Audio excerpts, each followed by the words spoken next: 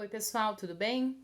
Essa é a terceira parte, né, de República Romana. É realmente o período mais extenso aí da história romana, mas é simples, tá? Não precisa pirar o cabeção agora não.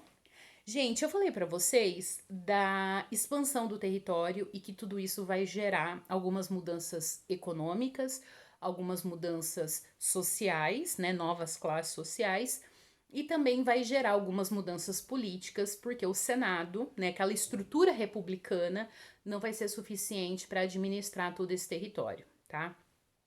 Diante dessa crise política, que eu também comentei com vocês, que pode gerar e vai gerar uma crise social e vai gerar uma crise econômica, o Senado vai tentar aí algumas alternativas, tá? Para poder resolver todos esses problemas, né? Todo esse contexto de crise.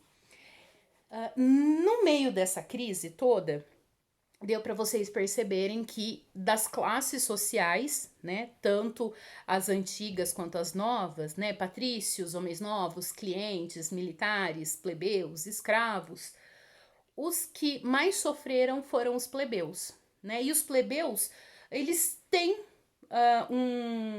uma figura política que eles podem recorrer, que é o tribuno da plebe, tá? Então, dentro desse contexto de crise, principalmente pelos plebeus, perdão, dois tribunos da plebe, né, dois irmãos, na verdade, o Tibério e o Caio Graco, eles vão propor soluções para essa crise em Roma, tá? Uma das propostas é fazer uma espécie de reforma agrária, né? Toda a terra conquistada pelos romanos se tornava uma terra pública, tá? O nome disso é Ager Publicus. E essa terra, como pertence ao Estado, né, não tem aí uma pessoa, né, um proprietário para essa terra, ela poderia ser distribuída. Tá? O problema é que o Senado não quis abrir mão dessas terras, não quis fazer a redistribuição dessas terras, né? E essa proposta de reforma agrária não foi, né, levada para frente. Uma outra proposta também para poder minimizar os efeitos em cima da plebe, né, que foram os mais afetados, era fazer uma distribuição de trigo, né, uma distribuição de alimento para tentar minimizar, para tentar resolver esses problemas da plebe. Tá? As propostas do Tibério e do Caio Graco, elas não deram certo. O Senado romano barrou tanto a reforma agrária, né, do Ager Publicus, quanto a lei frumentária, que é a lei que queria distribuir trigo, tá? O Tibério, ele foi assassinado, né, a mando dos senadores romanos, e o Caio, né, irmão do Tibério, ele pediu para que um escravo desse veneno para ele e ele se matou, tá bom? Então, nenhuma das duas propostas realmente foi levada a sério e, né, não resolveu essa crise social. Diante disso, né, o Senado romano, os senadores, eles usaram de um mecanismo, né, de um, de um cargo, né, dentro das magistraturas, e eles ofereceram esse cargo, tá, para um militar, para que o poder ficasse todo centralizado na mão de uma única pessoa, tá? E essa pessoa era um militar, tá? Vamos lembrar que os militares eles tinham prestígio social porque garantiram a expansão do território, tá? E aí a gente vai ter alguns governos militares em Roma, tá bom? Primeiro governo militar vai ser de um militar chamado Mário, tá? E o Mário, ele conseguiu, por um pequeno período de tempo, conter essa crise política, tá? Vamos lembrar, o Mário, ele centralizou todo o poder na mão dele, né? Então ele conseguiu, com essa centralização, acabar com essa insatisfação, com essa incerteza política que existia na época da República Romana, tá bom? Só que ele também não pôde ficar muito tempo, e o Senado vai continuar investindo vai continuar investindo nos militares e vai colocar aí um segundo militar chamado Sila, tá? Só que o Sila, ele não tem o mesmo jogo de cintura do Mário, tá? O Sila, ele se aproximou, assim, demais de algumas camadas sociais, tá? O Sila, ele se aproximou demais dos patrícios. E ele esqueceu que tinha uma nova classe social com o mesmo poder econômico dos patrícios, que são os homens novos, tá? Então, ele não foi um bom governante, tá? Ele se mostrou incapaz, né, diante dessa crise, e por isso que o Senado romano fez a opção de tirar o Sila, mas ainda manter essa mesma ideia de que um militar, né, ou alguns militares, poderiam administrar, poderiam governar Roma, e isso não iria afetar o poder do Senado, tá? Então, para continuar a conter essa crise, o Senado, né, formou aí um grupo, né, na verdade, são 3 militares que eles vão colocar no poder, e essa forma de governo nós vamos chamar de triunvirato, tá? 3 militares governando Roma. No primeiro triunvirato, tá? A figura mais importante desse triunvirato é um militar chamado Júlio César, né? Famosão, todo mundo conhece o Júlio César. E o café permanece. E o Júlio César, ele vai então administrar o território romano. Lembra que eu falei para vocês que é um governo de 3 militares? O Júlio César, ele consegue anular o poder dos outros 2, tá? O Júlio César, durante o governo dele, nós tínhamos o Pompeu e o Crasso, tá? Então, Júlio César, Pompeu e Crasso. Ele consegue anular esses 2 triunviros e fica todo o poder na mão dele, tá? Júlio César, ele, por ser militar, ele garante a expansão do território, tá? E ele chega até um lugarzinho chamado Egito. E no Egito, gente, nós temos muita produção de trigo, muita produção de cereal.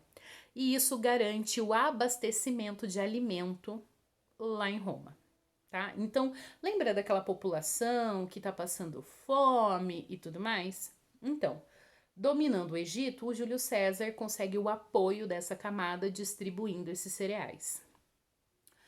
O Júlio César, ele se aproxima dos patrícios e também dos homens novos, tá?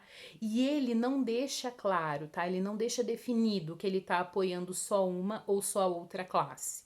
Ele consegue equilibrar essas duas classes, tá? Ele não deixa assim bem definido de que lado ele tá. Então, ele consegue o apoio, né, irrestrito dessas duas camadas sociais. Os clientes apoiam quem tá no poder, tá bom? Os militares, puxa, o próprio Júlio César é um militar, tá? Então foi uma conquista também da camada dos militares. E aí, gente, durante esse período que o Júlio César governa Roma, nós temos um período em que não tem crise política, tá? Porque ele consegue o apoio de todas as camadas sociais, ele se torna senador vitalício, quer dizer que ele vai ser o governante de Roma até morrer, e o Senado, gente, vai obedecer às ordens do Júlio César, tá? É um fato novo, é a novidade aí no meio de toda essa história romana. Problema. O Júlio César, ele queria que o cargo dele não fosse só vitalício, ele queria que o cargo dele fosse hereditário. Gente, pensa comigo. Que forma de governo que eu tenho uma única pessoa governando e que o poder passa de pai para filho? É uma monarquia, né? É um império, correto? Então, o Senado, né, começou a pensar, peraí, esse Júlio César tá querendo muita coisa, né? Esse Júlio César não tá muito certo o que ele tá pedindo. Então, o próprio Senado organizou o assassinato do Júlio César, tá? Porque o Júlio César queria que o poder fosse hereditário e isso lembrava uma monarquia, tá? O que o Senado não queria. O Júlio César foi assassinado, mas aquela estrutura, né, aquela forma administrativa de você colocar aí militares no poder ainda estava valendo. Então a gente vai ter um segundo triunvirato. E nesse segundo triunvirato, né, nós vamos ter o Marco Antônio, o Caio Otávio e o Lépido, tá? Gente, o Marco Antônio foi afastado, tá? O Marco Antônio, ele foi considerado um traidor de Roma e sentenciado à morte. O Lépido também foi afastado, só sobrou o Caio Otávio. E o Caio Otávio, ele vai adotar a mesma linha do Júlio César, tá? Ele vai se aproximar das camadas sociais, né? Ele vai garantir o apoio de todas as camadas sociais. Ele é um militar, então ele também tem o apoio dos militares. Então, ele consegue o apoio de todo mundo, né? E diferente do Júlio César, né, que verbalizou, falou, olha, eu quero ter o poder hereditário. O Caio Otávio, ele simplesmente se utilizou desse apoio popular, deu um golpe e acabou com a República, tá? Ele acaba com a República e vai começar um novo período da história romana, que é a fase do Império, tá? Então, vamos retomar. Período de crise política, né? A partir da expansão do Mar Mediterrâneo. Isso gera também crise social, isso também gera crise econômica. O Caio Otávio se aproveita dessa fragilidade, toma os mesmos rumos do Júlio César e bugou. De maneira aí, né, silenciosa, é uma palavra melhor, e de maneira silenciosa ele consegue tomar o poder, ok? Aí a gente vai começar então um novo período da história romana. Só para a gente poder encerrar aqui, antes de começar aí a fase do Império, galera, é interessante lembrar que nesse período de crise em Roma, todas as vezes, né, que o Senado percebia assim que a crise estava muito forte, que isso poderia gerar alguma revolta popular, eles se utilizaram de uma lei chamada Panis et Circenses, tá? Pão e circo, tá? Que é distribuir comida e distribuir diversão e a luta dos gladiadores e tal, para poder, como que eu posso dizer? Para poder impedir qualquer revolta popular, tá?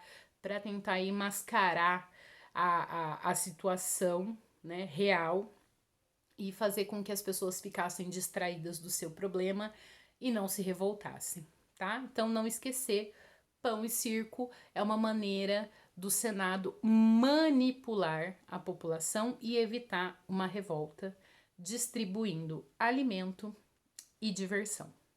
Tudo bem? Pessoal, a gente encerra por aqui então essa parte de República. Próxima aula a gente vai ver Alto Império Romano.